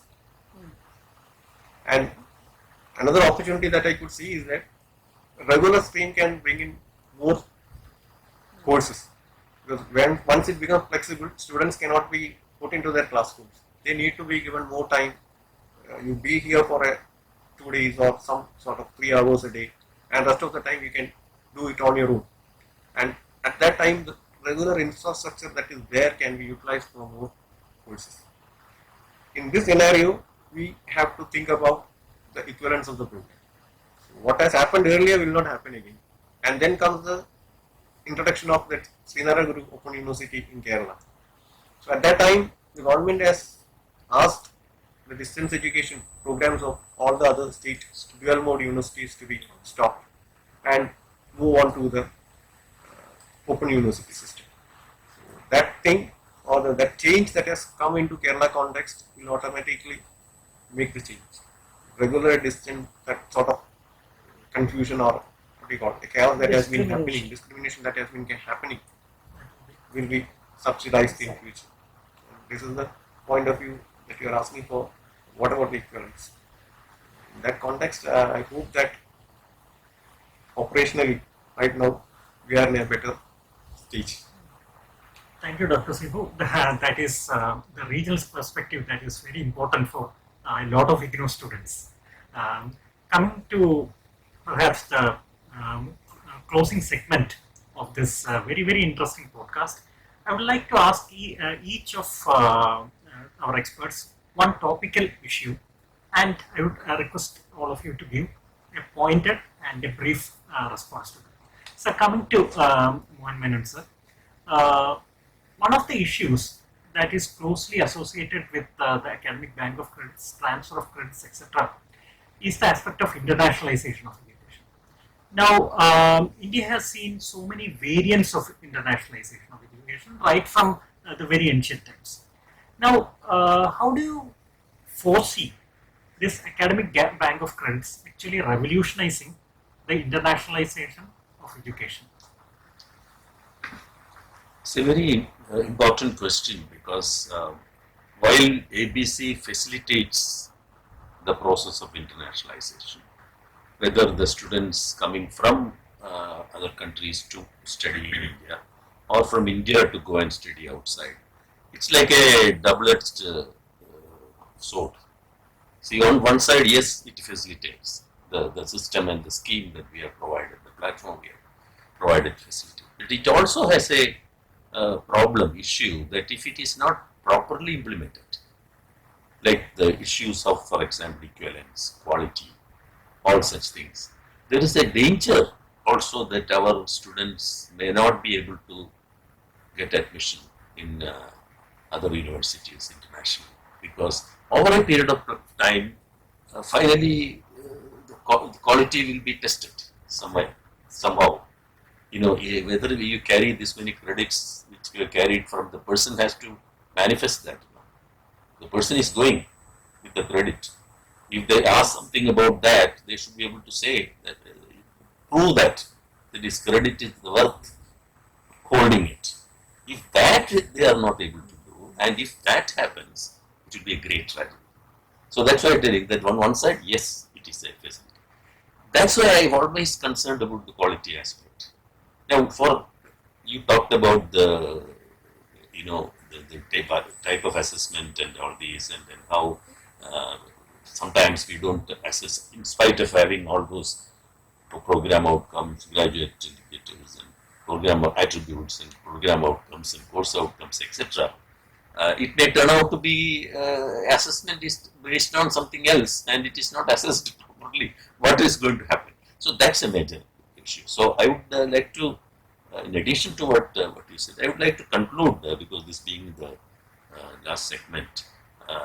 6 years have passed, and then we have done quite well in terms of providing that platform. And initial things have happened in terms of developing the awareness among people. But there are a lot more things to be done in terms of the interaction and the administrative issues, academic problems, workload, and so many things. I mean, it's difficult to list out all these. All these will have to be sorted out. So I think it is better to go a bit slow rather than, I think, let it take a little more time to stabilize that. Once you stabilize it properly, that will be the best thing to achieve, rather than stabilizing something which is not qualitatively poor. Thank you, sir. Coming to you, ma'am. Of course, we would request you to give your final comments on our discussion. Apart from that, one of the areas that this NDP actually focuses on is dissemination of education through the mother tongue, not only at the primary, secondary level, etc., even through higher education. So, does this particular facet enable the easier transfer of credits and the implementation of ABC, or it will, over a period of time, create implementation issues? I would like to know from you. So multilingualism's implementation and the ABC's operationalization do not seem to actually have any direct conflict as such. It's more about why multilingualism at the school level. I think we all know its benefits, cognitive benefits, and so on. At the higher education, it was more a measure of equity, given the linguistic plurality and the first generation learners who come from the hinterlands of India, that, you know, English is a very elite language, and therefore if I can, and also the risk that was happening was my ability to converse fluently in English is seen as being more intelligent than someone who is communicating the same thing in chaste Hindi or Malayalam for that matter, and I don't think we could afford that. So the linguistic plurality of this country, and the fact that if you're talking about access and equity and you really want to achieve that, you need to have made enablers for that, and therefore that idea that we could offer regional language higher education in regional languages with support by translation of materials and so on was an effort towards that direction. And that's how you find the CUET, the NEET and the JEE exams and all now being conducted in about 8 to 10 regional languages and so on. So I don't see an operational difficulty in that in terms of the ABC because that's credits. Credits whether I did it in English or in Hindi or in Malayalam or in Tamil, it really doesn't really matter at all. I'll tell you the context in which I was Yeah, just mentioning okay, this. yeah. I'm not, in fact, talking against that scheme, but No, what, I wanted to what- understand. Yeah. why I was mentioning this was there were cases like provision of engineering degrees in local languages, for example, in Karnataka. Some of the experts were telling me that there are very few takers for this such technical programs, especially in the local languages. So one of the fears that one of the expert was just mentioning to me was that maybe a particular credit which is earned in say a certain technical area in Kannada, that may not be understood to the exact extent by an evaluator who is sitting here in Kerala or Tamil Nadu. So so they may be reluctant to actually give that credit to that particular student. That was the context in which I was speaking. Okay. No, I think is an issue that needs to be addressed not because of the fact that we provided that. It's like if you had entrance examinations in 8 languages, you cannot say that somebody who passed it in English should be put at a premium than someone who passed it in Marathi medium, right? In the same context, because the person who is sitting here in Kerala and in the age where machine translation is available, even if I'm going to a foreign country and I don't know a language, I'm using at my gadget which automatically is translating what is happening over there. Exactly. So in an age of AI, when we are there, these are more of, I would call, attitudinal blocks Exactly. that are coming in and should not really come in the way of ABC's implementation. So I would say that. But one or two issues that you talked, which you raised with Professor Mohanji about internationalization, and since Neto talked about it also, we are allowing the migration of students, which he mentioned. We are allowing the joint degrees, the dual degrees, and you know that letters of intent have gone out and 15 foreign universities are setting up campuses over here. Is an effort to really prevent that kind of a brain drain.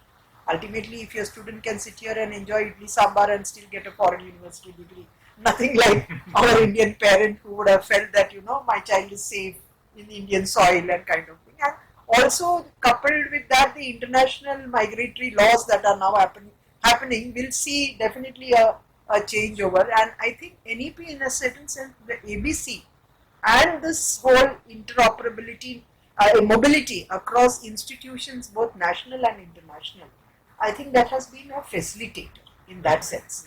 Even within these IBCs which are being set up over here, we are currently working on SOPs for transnational education. AIU has created a committee and we are there as part of that. In that SOPs, we are trying to prepare a toolkit. See, the main problem that has happened is the absence of SOPs and toolkits for implementing many of these things. It's not just the UGC guideline, a toolkit, an SOP which gives you, which is the checklist that I need to check to see that things are, that is the missing part, Dr. Rajesh. And I think that, even now it's not too late to create that kind of toolkit or an SOP that we have. We woke up to this thing because Niti Aayog brought out a big report on internationalization of higher education, and we had a major international conference which was hosted by Symbiosis, and then we realized so many issues. So we woke up to that and tried to think about getting out a toolkit. In the same way, for ABC operationalization, understand, like he said, that is very, very welcoming, that now that equivalence between open, online and regular mode has taken years, but it has finally got stabilized in a certain way thanks to many of these credit frameworks that we are talking. But even for ABC to really become successful, it's a question of there is a hierarchy that is there in our higher education landscape. So an IIT allowing for a student coming in from even an NIT or a state level technical institute to get the credits when they want to join, they insist on an MOU being signed, which are certain kind of implementation bottlenecks. They say that a student coming with a JEE joining an IIT is questioning, the student is questioning, I came in putting in so much effort to join the IIT. Now you are allowing a student who has joined some state technical institution, not having got that score, and then coming in and joining the IIT to get a course done. So what was my effort? You see, The international experience also shows Ah. that automatically the transfer to other institutions may not happen. Yeah. Actually, that's what is expected. Once it goes into the, the DigiLocker or Yes, whatever, yes. then it can be taken and then people will, no, it's not going to happen. Their experience, even in a small country like Singapore, that's what I'm talking about. I've read somewhere that it is questioned. The institutions have to be convinced Yes. that the person has the competence to take that. And that or equivalence kind, yes. So that I think will continue to be there. There are many institutions who would say, no, we will have our own. Okay, we will consider that, but we will have our own check of doing it, whatever way they are going to. I think that may bound to. Yes, that is bound to be. So the ABC will not be like a one size fits all also. Yeah. But we need to understand that. Given the diversity at the levels at which institutions are, Exactly. it may not be fair on our part also to think that ABC will have a simple walkover Exactly. kind of a thing. I think it's quite unfair Yeah. if you are looking at academic quality and many other factors, isn't it? So I think I wanted to raise this point also, rather than thinking that all is hunky-dory and people can seamlessly, just seamless in a certain sense. It's an enabler, but it has that. And if you were asking me my closing comment on NEP's review for 6 years, I would more or less endorse what Professor Menon has been saying, that we need to stabilize, consolidate, take it slow, evaluate and understand which are the glitches that are there, and actually arrive at consensus building, even if it may not be at a national level. Let's say similarly placed institutions, I'm not talking even at regional, state level politics or anything, even similarly placed institutions, colleges, what are their challenges, university level, what are their challenges, technical institutions, what are their, we have a certain genus of institutions. If they can sort of come together, and we have associations to that extent, but conversations need to happen and then cut across all these levels and then look at that range. That would be a better way, and I remain an eternal optimist, Dr. Rajesh, that I know that finally, in the interest of our nation and our students, and we want them, we are the soft power, we are the human capital. The world was very happy in receiving the NEP internationally and globally. The world has been very receptive about it. And so in a certain sense, I feel we as the players in that must do the advocacy, must be able to evaluate both the pros and the cons, and wherever there are issues, implementation issues, come out with some pragmatic solutions rather than talking about it in the air and actually understanding ground level. While issues. being an optimist, I am also an optimist. And, Okay. it should improve in the long way. But we should also be careful that it should not lead to a deterioration because of not being careful In its in implementation. it. Yes. Because it may lead to that. Yes. Yeah, That it's a also very is there. danger that Yes. with everything being good and the intentions are good, the way we are planned things are good, but if you don't execute that with the same seriousness, it can be an issue that we have to keep in mind. Yes, That's no, all I'm not at telling. all. Even Otherwise, now, yeah, there are many things in the manner in which NEP is being implemented, Yeah. which is seemingly counterproductive to what was actually written in the NEP. We are aware of that. That's a danger, and that's why I use the word pragmatism. You have to be pragmatic, and you can't just mask over certain things and then try and implement, and not implement it in the actual spirit in which it is happening. This particular theme is not going into some areas, fortunately. Maybe I would not have come in yeah, here. but Dr. Kila, with respects, I would like to say that sometimes we look at NEP as something like a book which cannot be changed. Okay? That's not a No, that's no, not no. a good because That's I not. was with a group of students, Ah. research students. So he says everybody was presenting the proposal for the research. NEP is telling this, so I have taken up this. NEP is telling this, and I said, okay, NEP has done a lot of good things. I also endorse that.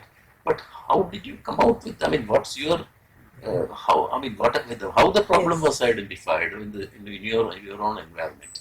So there is a temptation, I would say, for most people to say NEP. So you will be accepted. Absolutely. No, that I think If you it's not don't say a NEP, if Yeah. you don't know NEP, I will say NEP, there is no connection. Like in PhD, towards the end we say implications. for It future is, study. according how does it contribute to the NEP Yes. recommendations? Ah, PhD, they will start writing that Ah. also. That's a very great. That's a deep. that is a deal. That's it. I don't think we should really, start deifying.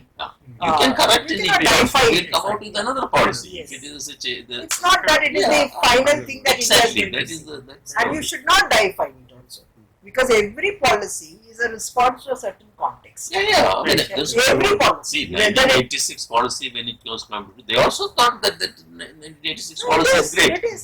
We in 2020 we thought so many other things have to be done, rightly so. Yes. That we brought into that in a good way. Now we may say in another 2035 or something that we would like to have another Yes. policy. So In fact, every it 5 years. should have. It should Every have. 5 years. But That is given what the it is. size, we could not, in fact, whenever we talk in education, I keep saying, don't make you can do a comparative analysis, but you cannot make an evaluative judgmental statement Yeah. that this policy is better than the other. Yeah, but Because unfortunately, the way people take it as in a rigid manner and presenting it, it's very unfortunate that's happening. I mean, you may not think endorse we are that. playing up to the gallery. There is a Yeah, there is that's a what- larger that- gallery. Yeah, I that is think the all of problem. us, without having to That is- specify it, that is the there is a problem. larger Yeah. gallery. You want to be seen as someone And playing to it the is crowd. also that in the sitting in Kerala, but the moment you say NEP, it is not No, like I that is don't. another part of it. I use Don't it as have it. transformations. I use it as transformations. It's- So I think, in a certain sense, When we were discussing ITEP, some people were don't mention NEP. Ah. That I said, even whether you mentioned NEP or not, ITEP is what was suggested by you. If you have a difference of opinion in that, you can suggest that. But it is something which is so both ways it is happening. Unfortunately. no, that is also not desirable, and the other one is Exactly. also finding the mid path is the important point. Because, as I said, ultimately Yeah. the beneficiary is the student. Yes. And the evaluator also, because if that student goes out and he is not accepted and he remains an unproductive individual, Exactly. I think we will be held responsible. Yeah, I mean, and they are Gen Zs, by yes, the way. Gen yes. Alpha. yeah. I was just thinking about the Alpha part, how things would be at that time. So I think I still remain hopeful. Yes, ma'am, we are I all- still remain hopeful. But like Professor Mohan has correctly pointed out, neither do you deify a policy, nor do you stamp the policy, Exactly. Yes. because it is suiting to a certain segment of the population. Exactly. That's, It is to be understood as a policy, whether it was a science policy. We brought out the science and technology policy. It never came out into the open. It never got approved. In that sense, at least this policy, seeing that it was so disruptive, still came out, and it has its glitches and it's highly politicized in a certain sense. And therefore, I think the main reason why it got was the absence of that central body of Central Board for Education, Central Advisory Board. Board. That dialogue not having taken place, it seemed like a center's overreach, and therefore a lot of misgivings and apprehensions that came into being. But I think we should allow it more time, consolidate and stabilize, and let it go forward, and all of us play our little might in trying to see that the true spirit of it is actually. That is very well said, ma'am. And finally, to Dr. Sigunito, we have been discussing a lot of issue areas, and one of the areas that needs some kind of emphasis is the aspect of skill.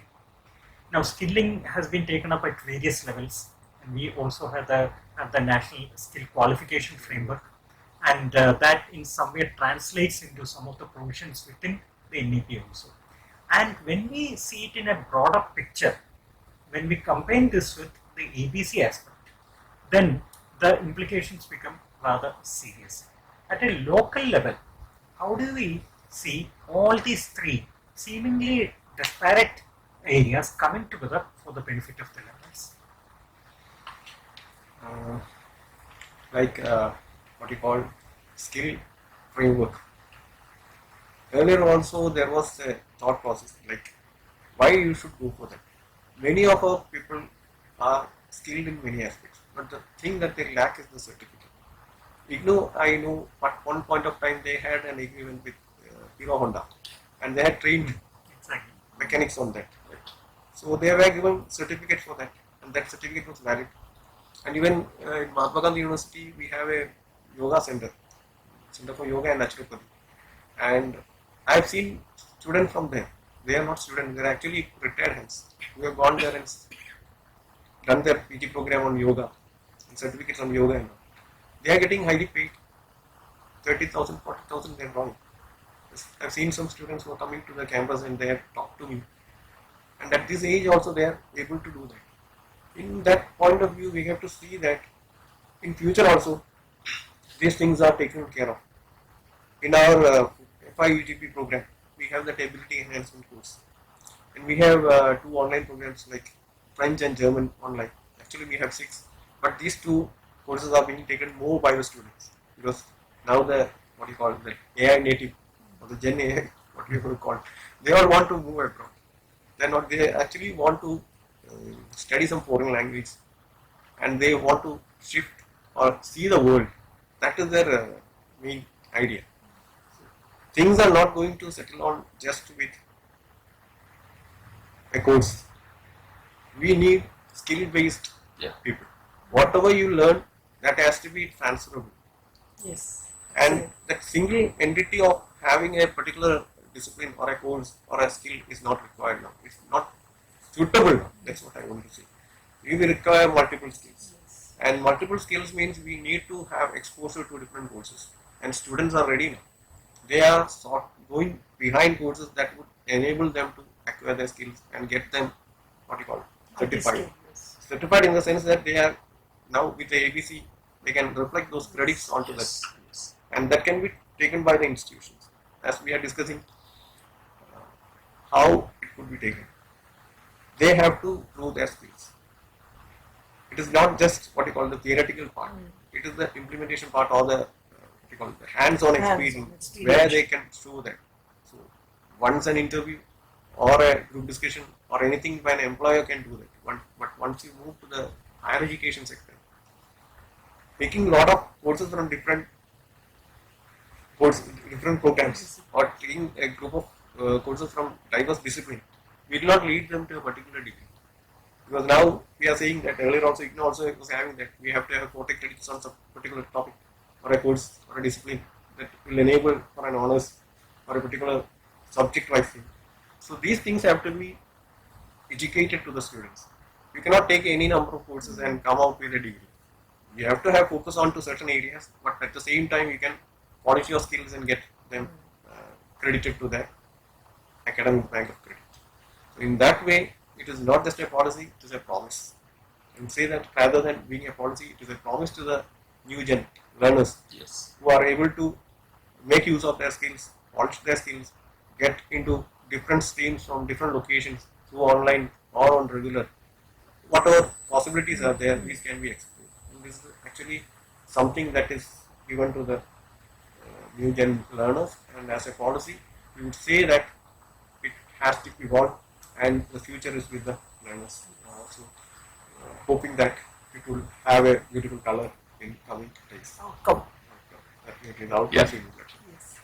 Thank you all the panelists. I would definitely consider this one of the best episodes that we have had till date, without a speck of doubt. Because of the very fact that first and foremost, we know it is very difficult to assemble such a galaxy of experts on a particular topic who have been to each and every aspect of the implementation of such a policy.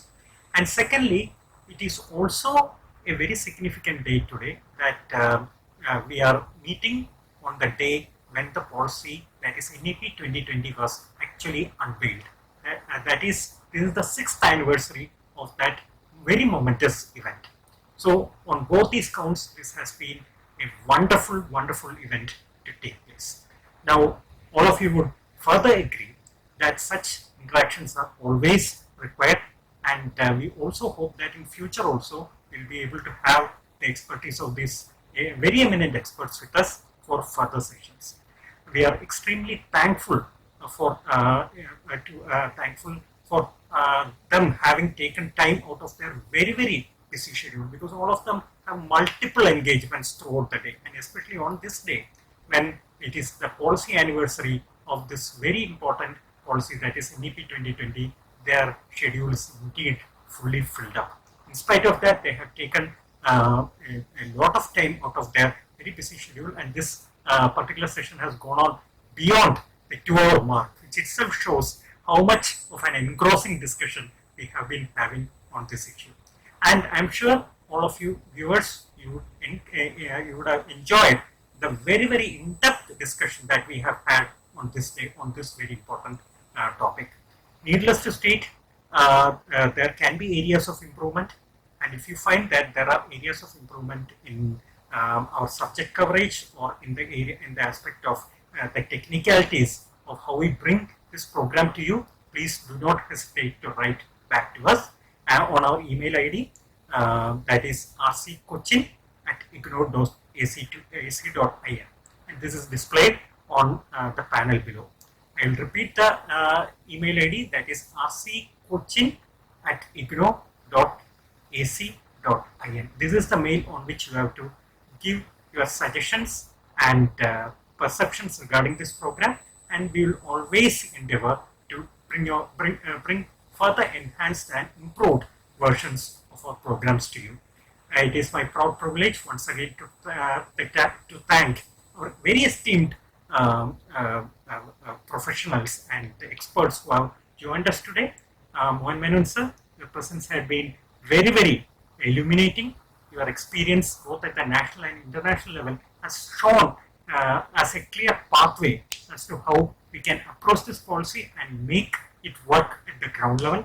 Madam Shakila, your expertise as an insider to the policy, of how the policy was actually formulated and how you expected the policy to work out at the ground level, has been very, very illuminating for us. And these are in fact insights that will help us to understand the philosophy behind such a mammoth and very, very incisive policy. Thank you, ma'am, for taking time out of your very busy schedule to join us on this episode.